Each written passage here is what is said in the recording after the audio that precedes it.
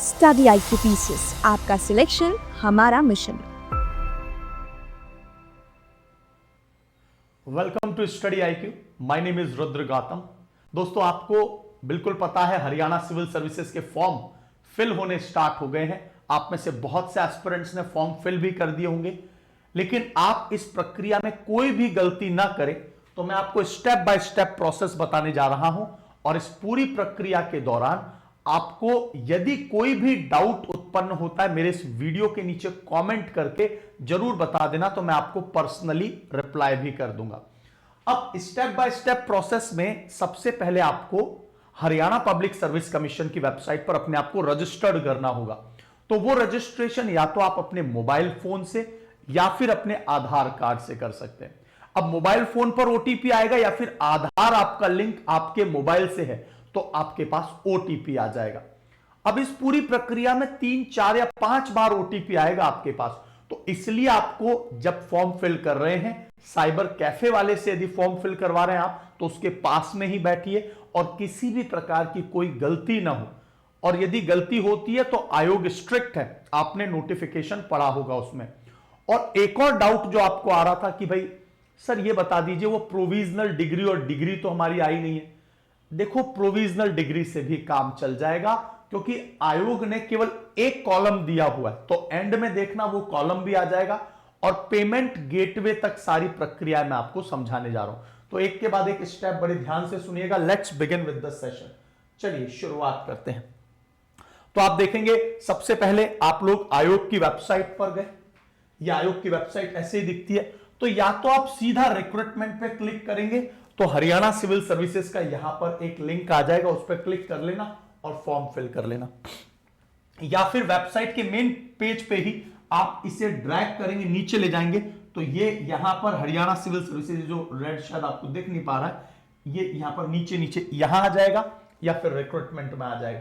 तो यहां से आप फॉर्म को फिल कर लेंगे, राइट। अच्छा, इस पूरी प्रक्रिया में एक और बात बता दूं, आप में से बहुत से एस्पिरेंट ना एक और चीज को लेकर परेशान है। मेडिकल और मेंटल स्टेटस और फिजिकल जो सर्टिफिकेट आपको देना है, इस पूरी प्रक्रिया में मैंने पूरा फॉर्म भर के देखा, तो वहां पर कहीं पर भी ऐसा सर्टिफिकेट की कोई डिमांड नहीं आ रही है।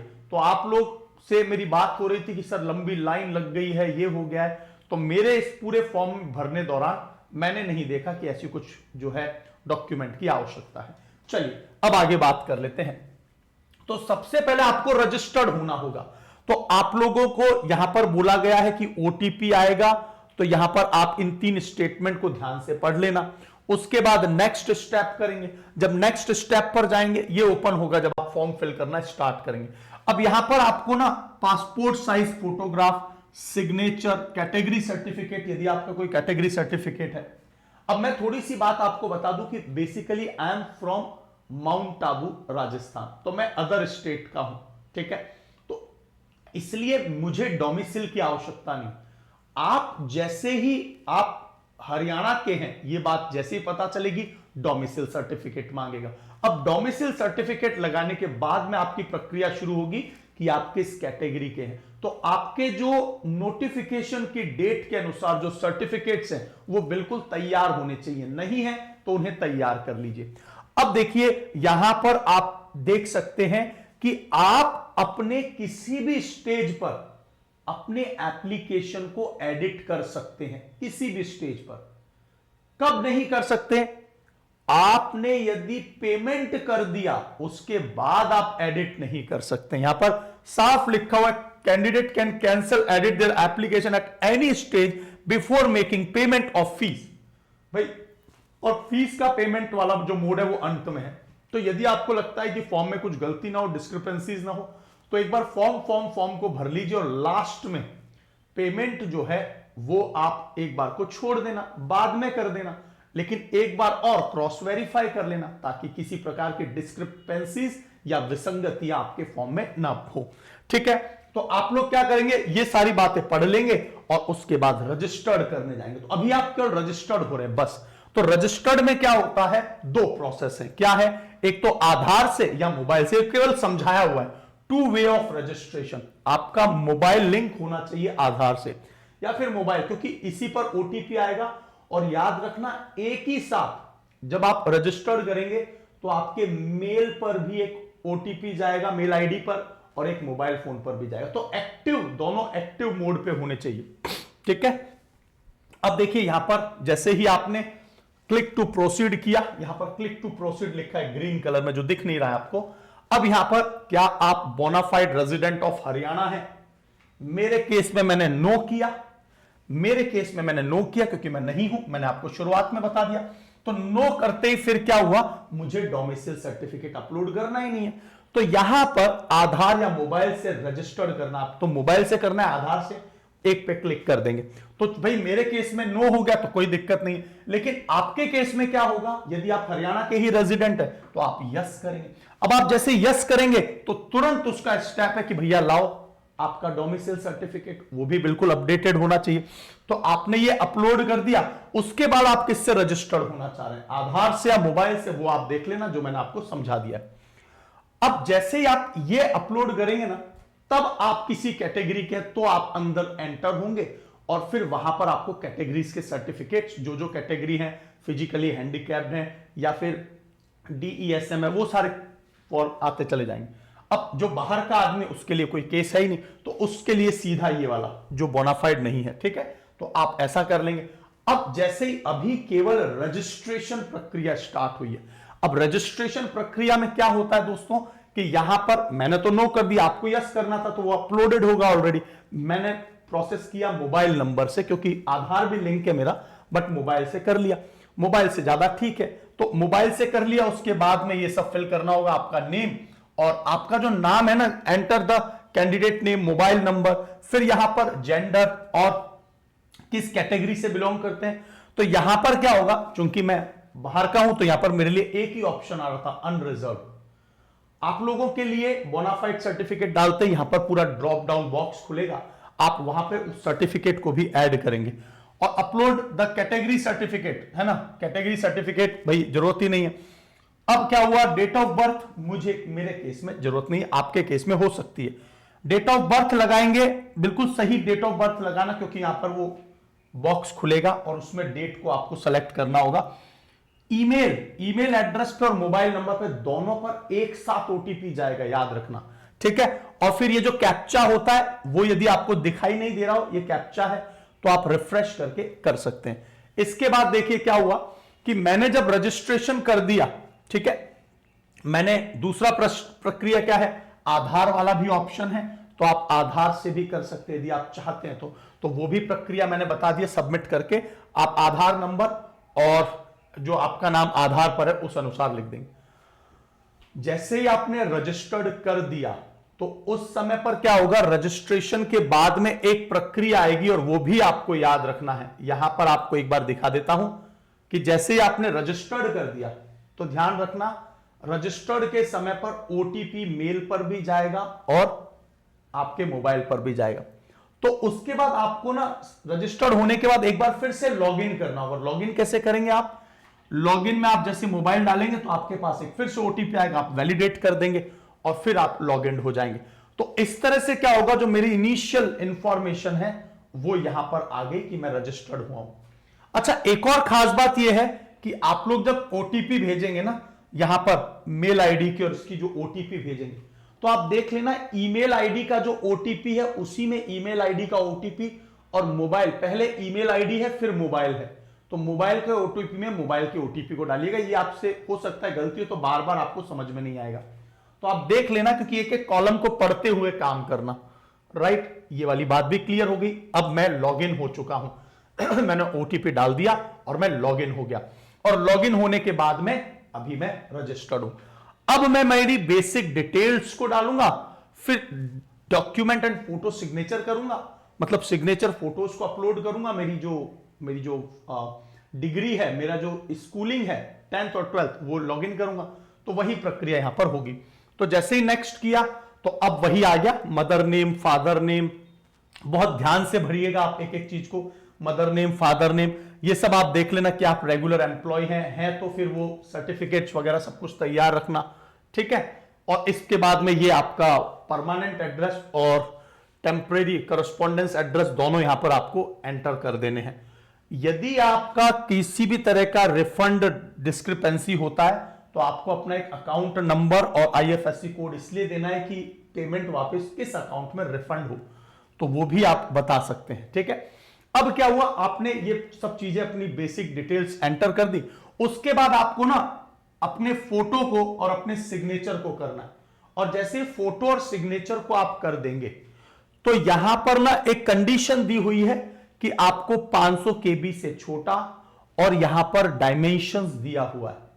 ये डायमेंशंस आपको एडिट करनी होती है, एडिटिंग के सॉफ्टवेयर होते हैं, आप आसानी से दूसरे टैब में खोलकर एडिट करके इस रेंज में अपनी फोटो को और इस रेंज में अपने सिग्नेचर को प्राप्त कर लेते हैं। ठीक है, ये बात क्लियर होगी, तो डॉक्यूमेंट्स वाली बात क्लियर होगी। अच्छा, 10th और 12th में आपको क्या क्या चाहिए, जो आपका डिग्री सर्टिफिकेट या मार्कशीट कोई भी एक लगा सकते हैं, total marks, roll number, passing year, बहुत समझदारी के साथ में शांतिपूर्ण तरीके से आप लोग फॉर्म को फिल करेंगे। ये मैंने इंफॉर्मेशन बता दी है, दोनों के लिए कंडीशंस दी हुई हैं, ये आप लोग फिल कर लेंगे। उसके बाद में अगला जो स्टेप है वो देखिए क्या है।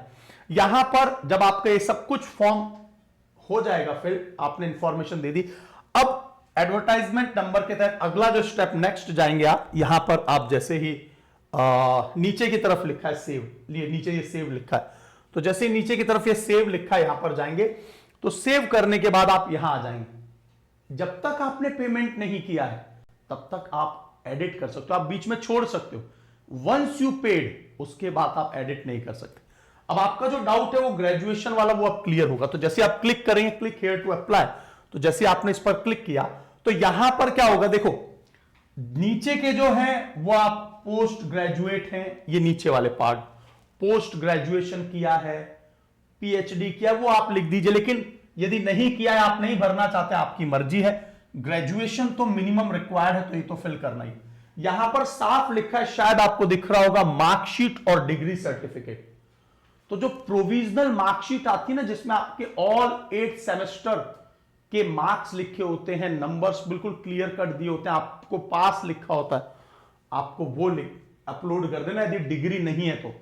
ऐसा नहीं है कि दोनों की बात कर रहे हैं, यहां पर ऑब्लिक दिया हुआ एनी, तो जो आपके पास है, बिकॉज आप यदि पास हैं तो कुछ ना कुछ तो आपके पास आया होगा, तो वो आप यहां पर फिल कर देंगे बहुत शांतिपूर्ण तरीके से, ताकि क्या हो, कोई गलती आपसे ना हो। तो यहां पर मैंने आपको सारी की सारी बातें बता दी। अब आप में से कुछ कैंडिडेट वो भी होंगे जो किसी डिपार्टमेंट में, board of corporation of Haryana government, तो ये भी इसी के साथ यहां नीचे दिया हुआ है, ये वाला। इसको मैंने थोड़ा बड़ा करके आपको दिखाया ताकि दिख जाए।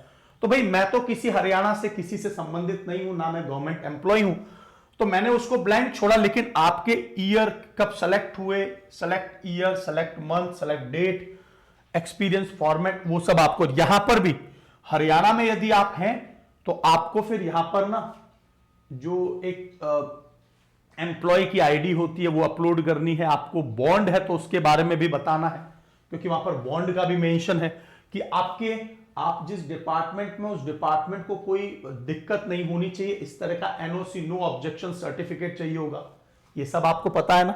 अब उसके बाद में देखिए यहां पर जो मैंने आपको, आप में से सभी एस्पिरेंट्स ने मेरा एक वीडियो जरूर देखा होगा, और वो वीडियो कौन सा है, मैंने आपको बताया था what is the post preference, वो यहीं पर भरनी होती है।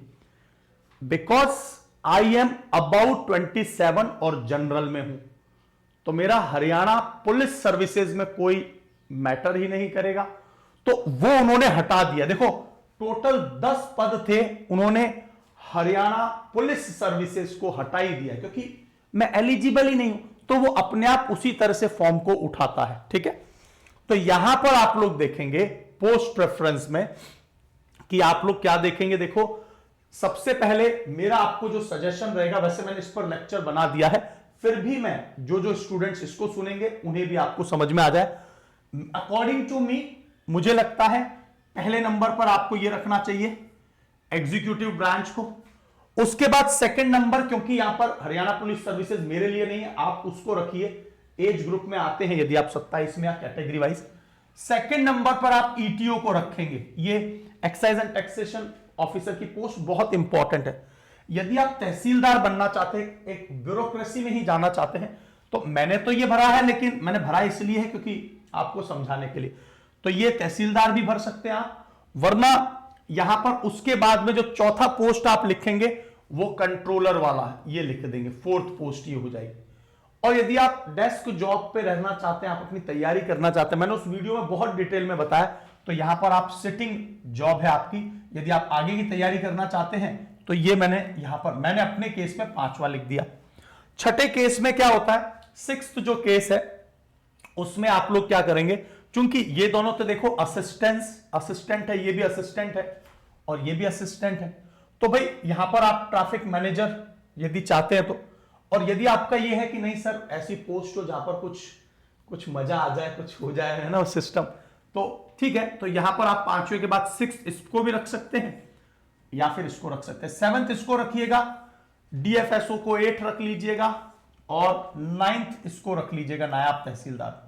और यदि आप ब्यूरोक्रेसी में ही जाना चाहते हैं तो भैया एक बात खास है कि नायब तहसीलदार से तहसीलदार बनने में कम से कम 6 से 10 साल चाहिए होंगे, डीएफएसओ से यहां पर जाने में 6 से 10 साल। तो ये पोस्ट ना इसीलिए बाद में रखी गई है ना। यहां पर देखो excise and taxation officer, assistant excise taxation officer, तो एईटीओ से ईटीओ पर जाने पर आपको कम से कम 6 से 10 साल लग जाएंगे। तो इसीलिए सीक्वेंस का भी आपको याद रखना है।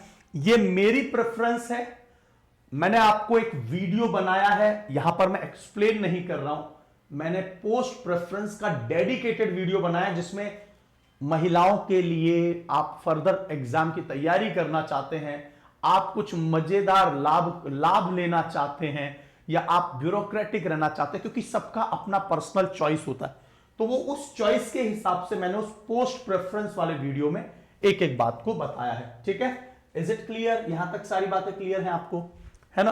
कोई भी डाउट हो तो वीडियो के नीचे कमेंट करके पूछ लेना। और फिर मैंने ये जब सीक्वेंस लिख दिया तो प्रेफरेंस ऑप्शन सेव्ड सक्सेसफुली, अभी भी आप एडिट कर सकते हैं, लेकिन जब ये पेमेंट का मोड आया और आपने पे कर दिया फिर आप एडिट नहीं कर सकते। तो पे कर लीजिए आप। पे में चूंकि मैं बाहर का आदमी हूं, जनरल कंसीडर होऊंगा, इसलिए 1000। आप अपनी कैटेगरी के हिसाब से जैसे भरेंगे अपने आप उसी हिसाब से पेमेंट आएगा। ये आप डिसाइड नहीं करेंगे, ये अपने आप वेब पेज डिसाइड करेंगे कि आपकी फीस क्या रहने वाली, 250 या 0 वाली भी फीस है ना, फिजिकली हैंडीकैप्ड के लिए 0 भी है। ठीक है, अब इन्होंने ना एक बहुत अच्छी बात करी है और ये मैं काबिले तारीफ मानूंगा। बहुत से गवर्नमेंट एग्जाम होते हैं उसमें बार बार कार्ड का, नेट बैंकिंग का यूज करना होता है, बहुत ही प्यारा मोड दे दिया यूपीआई। तो यूपीआई पर आप क्लिक कर लेना, सब लोग 1000 रुपए सबके पास होते ही हैं, 250 या 500। यूपीआई पर जैसे ही आप क्लिक करेंगे तो प्रॉपर यूपीआई मतलब क्यूआर कोड आ जाएगा, बस उसको आप स्कैन कर लेना, 1000 या 500 जो भी अपने आप आपके फोन पे आ जाएगा। पे करते ही थोड़ी देर बाद रिफ्रेश होके अपने आप ये फिल हो जाएगा, मतलब पेमेंट कर जाएगा। यदि आपको फॉर्म में कोई भी किसी भी स्टेज पर अभी डाउट लग रहा है कि ये डॉक्यूमेंट सही नहीं है, वो डॉक्यूमेंट सही नहीं है, तो पेमेंट एक बार को आप 15, 17, 18 तक कर देना। फॉर्म को एक बार जरूर देख लीजिए और आपको क्या क्या चाहिए वो एक बार जरूर देख लीजिए। पूरे फॉर्म को भरने के लिए आप शांतिपूर्ण तरीके से अपने फॉर्म को फिल करना, अपने साइबर कैफे वाले के पास में बैठना। और एक और सजेस्ट करूंगा आपको बात कि 26 फरवरी लास्ट डेट है, कम से कम 20-22 तक फॉर्म भर लेना, वरना क्या होता है वो ट्रैफिक ओवरलोड के चलते फॉर्म भरता नहीं। 4 दिन पहले फॉर्म को भर लेना, क्योंकि ये गवर्नमेंट की वेबसाइट होती है, ये इतना लोड नहीं उठा पाती जैसे फेसबुक, इंस्टाग्राम इतने एडवांस्ड होते हैं। ठीक है, तो इस तरह से जैसे आपने ये अभी भी फाइनल नहीं हुआ है, अभी भी आपका फॉर्म नहीं भरा, यदि आपने पे कर दिया तो आपको एप्लीकेशन फॉर्म को डाउनलोड करना है, आपको एक बार चेक करना है कि क्या चीजें सब सही है, क्योंकि अब तो ऐसे भी कर नहीं सकते कुछ भी चेक, क्योंकि पेमेंट करने के बाद तो जो हो गया वो हो गया। आपको फॉर्म को डाउनलोड करना है, आपको साइन करना है और यहां पर टिक करके और फिर से यहां पर इस वाली फाइल को स्कैन करके फिर से अपलोड करना है। जब तक आप अपलोड नहीं करेंगे तब तक आपका फॉर्म फिल्ड नहीं माना जाएगा। डॉक्यूमेंट की रिसिप्ट चाहिए तो आप यहां से ले सकते हैं। अब इस पूरी प्रक्रिया में फिर भी आपको कोई डाउट रह गया है तो मैं आपको एक छोटे सी पॉइंट बता देता हूं, फिर भी कोई डाउट रह गया। पोस्ट प्रेफरेंस का वीडियो सब कुछ बना दिया मैंने आपके लिए। रुद्रा एजुकेशन हब, ये टेलीग्राम चैनल है, यहां पर आप मुझे मैसेज कर सकते हैं। रुद्रा एजुकेशन हब, यहां पर मैसेज करके पूछ लेना। इस वीडियो के नीचे कमेंट कर देना, तो मैं पर्सनली एक ऐसा वीडियो बना दूंगा जहां पर मैं आपके सारे डाउट्स को ले लूंगा, अनाउंस कर दूंगा कि आपके सारे डाउट्स इस वीडियो में कवर हो जाएंगे। ठीक है, 2-3-4 दिन में ये मैं बना लूंगा। इस वीडियो को ज्यादा से ज्यादा शेयर कर देना ताकि और भी एस्पिरेंट्स को मदद मिल जाए। हरियाणा स्टडी आईक्यू को एक बार सब्सक्राइब कर लीजिए, लगातार क्लासेस देखिए। मेंस आंसर राइटिंग की क्लास आपको 8 PM पर डेली मिलती है, वो बहुत मजबूत करेगी आपके अभी से आंसर राइटिंग को। और 6 PM पर आपकी साइंस की क्लास आती है, वो भी आप देखिए, क्योंकि प्रीलिम्स में साइंस का सबसे बड़ा रोल है ना। और आंसर राइटिंग के बिना आपका फाइनल सिलेक्शन नहीं होगा। तो अभी से 1 घंटे की क्लास जरूर लें, और एक डेडिकेटेड तैयारी करने के लिए नोट्स, मटेरियल, ई बुक्स, सब कुछ आपको एक जगह पर मिलता है, और वहां पर आपके घर पर बुक्स डिलीवर्ड हो जाएंगी। और साथ ही साथ में जो सबसे ज्यादा इंपॉर्टेंट है ना हरियाणा सिविल सर्विसेज के लिए, एनसीईआरटी का बैच, और प्रीलिम्स का अलग से जो बैच है, जो प्रीलिम्स के लिए 4.5 महीने का, एनसीईआरटी का बैच, और फाउंडेशन मेंस का जो बैच है, आंसर राइटिंग है। आपको कहीं पर भी डाउट है तो मेंटोर से, मेरे से आप संपर्क कर सकते हैं। आपको कभी भी कोई डाउट हो, आप इस बैच को ज्वाइन कर लीजिए, और समय कम, तेजी के साथ सभी वीडियोस को तेजी से 2x स्पीड पर देखकर कवर कर लीजिए। 100% सिलेबस पूरा कवर्ड है। ये RG लाइव कोड याद रखना आप लोग, RG लाइव, ये कोड जैसे ही आप लोग लगाएंगे तो आपको मैक्सिमम डिस्काउंट मिल जाएगा। और यदि आपको कोई भी और मदद चाहिए तो ये जो नंबर है, इस पर मेरा नाम बता देंगे आप लोग। रुद्र सर का वीडियो देखा था और इसलिए मैं ये बैच लेना चाहता हूं। इतना बताने पर आपका जो ये व्यक्ति है, स्नेहिल होगा मोस्ट प्रोबेबली, वो आपकी बहुत मदद कर देगा। अब देखिए, इस बैच में ज्वाइन होने के लिए मैं आपको प्लैटिनम इसलिए सजेस्ट कर रहा हूं कि यही मददगार है। आपको ये फाइल या PDF चाहिए जो मैंने पढ़ाया है, ये सब कुछ लिखा है, तो वो आप एक बार मैंने टेलीग्राम चैनल जो बताया वहां से प्राप्त कर सकते हैं। और अब आ जाते हैं सीधा स्टडी आईक्यू की वेबसाइट पर। स्टडी आईक्यू की वेबसाइट पर गए, यहां पर आपने क्लिक किया। क्लिक करने के बाद में दोस्तों आप देखेंगे कि यहां पर स्टेट PCS, यहां पर हरियाणा, और हरियाणा के बाद आप देखेंगे कि हरियाणा के जो बैच है, एक बार फिर से देख लेते हैं, ओडिशा हरियाणा, ये आप ऐप से भी कर सकते हैं। प्रीलिम्स का बैच तो आपको मिल ही रहा है, और ये बैच जो है आपको अभी कम प्राइस पर मिल रहा है। कैसे? आप लोगों को जो 18,999 है, शायद वो 16,999 में 2,000 कम प्राइस पे मिल रहा है। मैं आपको सजेस्ट करूंगा कि ये वाला बैच प्रीलिम्स का तो इसमें मिल ही जाएगा। प्री और मेंस की कंप्लीट तैयारी होगी, 4 साल तक की वैलिडिटी है, और टीचर्स डेमो वीडियोस, ब्रोशर को डाउनलोड करके सारे फीचर्स देख लेना। Full length mock test paper भी है, ठीक है। और यहां पर प्लैटिनम पर जैसे क्लिक करेंगे, प्लैटिनम पर क्लिक कर लेना, बाय नाउ पर जाना, और यहां पर RG लाइव जो मैंने आपको बताया ना, RG लाइव, ये आप अप्लाई कर देंगे तो ये तो 16 भी नहीं, 15,999 का मिल रहा है। 15,999 का 3,000 रुपए सीधे डिस्काउंटेड है। आप लोग, मैंने नंबर बता दिया है, आपको मुझसे व्यक्तिगत बात करनी है तो आप इस नंबर पर मुझसे, ये नंबर सेव कर लीजिए, मुझसे पर्सनली संपर्क कर सकते हैं। और मेरा टेलीग्राम चैनल मैंने आपको बता दिया है, सेव कर लीजिए इंफॉर्मेशन। और RG लाइव ये जो चल रहा है वो डायरेक्टली अप्लाई करके, कोई टेक्निकल दिक्कत है नाम बता देना नंबर पर, इस पर संपर्क कर लेना, आपको बैच मिल जाएगा। एक प्रॉपर तैयारी कीजिए, अभी वो समय है कि 10, 12, 13, 14 जितने घंटे हो पढ़िए, लेकिन पढ़िए और सफल होइए। मेरी शुभकामनाएं आपके साथ। कोई भी डाउट है, वीडियो, टेलीग्राम, इंफॉर्मेशन आप मुझसे पर्सनली गेन कर सकते हैं। So thank you so much. जय हिंद, नमस्कार।